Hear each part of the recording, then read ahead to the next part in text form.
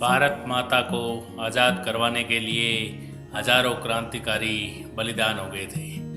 उसी कड़ी में राजस्थान के अनेक क्रांतिकारी भी देश के लिए बलिदान हुए थे। राजस्थान के क्रांतिकारियों में एक प्रसिद्ध क्रांतिकारी है जिन्हें राजस्थान का जतिन दास कहते हैं, बाल मुकुंद बिस्सा। जिस प्रकार जतिन दास जेल में भूख हड़ताल से मातृभूमि पर शहीद हो गए थे, उसी प्रकार बाल मुकुंद बिस्सा भी जेल में भूख हड़ताल की और मातृभूमि के लिए शहीद हो गए। अभी तक आपने हमारे चैनल को सब्सक्राइब नहीं किया है तो सब्सक्राइब करें और बेल आइकन को जरूर दबाएं ताकि आने वाले वीडियो आपको समय पर मिल सके। बाल मुकुंद बिस्सा का जन्म 24 दिसंबर 1908 को डीडवाना तहसील के पीडवा गांव में पुष्करना ब्राह्मण परिवार में हुआ था। आपके पिताजी सुखदेव जी बिस्सा का व्यवसाय कलकत्ता में था, इसलिए आपकी प्रारंभिक शिक्षा भी वहीं हुई। बंगाल के क्रांतिकारी वातावरण से आपने राष्ट्रीय संस्कार प्राप्त किए। बिस्सा जी गांधी जी के परम भक्त थे, इसलिए उन्होंने खादी धारण करना शुरू कर दिया।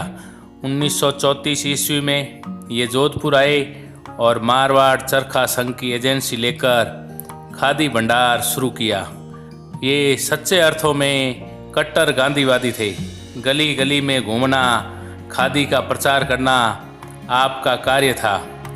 आज़ादी के आंदोलन में इन्होंने खादी को अपना हथियार बनाया, महिलाओं को चरखा सिखाया। इनकी प्रेरणा से महिलाएं भी स्वतंत्रता आंदोलन में कूद पड़ी।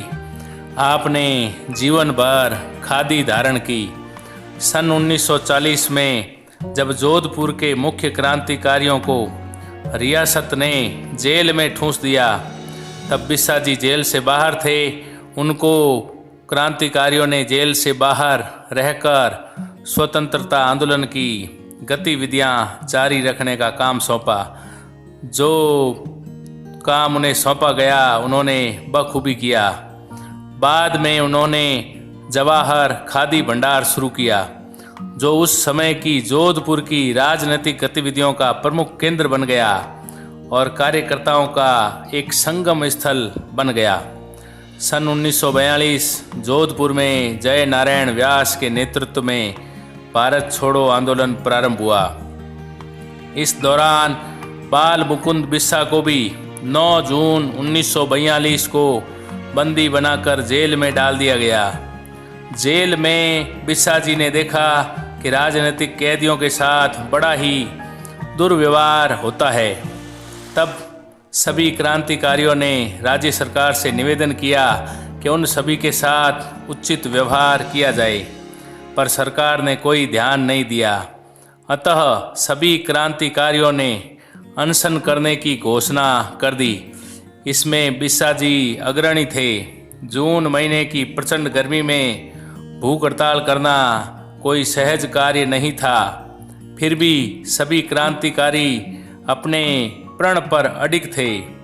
बिस्सा जी ने पहले अन्न का त्याग किया, फिर जल का भी त्याग कर दिया। 16 जून 1942 आपकी दशा अत्यंत शोचनीय हो गई।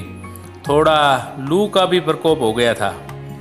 19 जून 1942 इनको जेल अस्पताल भिजवाया गया, जहां अधिकारियों की लापरवाही से उसी दिन उनका निधन हो गया। बिस्सा जी की शहादत का समाचार शहर में बिजली की तरह फैल गया। चंद मिनटों में जोधपुर शहर बंद हो गया, अर्थात आम हड़ताल हो गई। अस्पताल के बाहर सैकड़ों लोग इकट्ठे हो गए। अस्पताल के बाहर की भीड़ देखकर पुलिस ने लाठी चार्ज किया, पर जनता के जोश को पुलिस तोड़ नहीं पाई।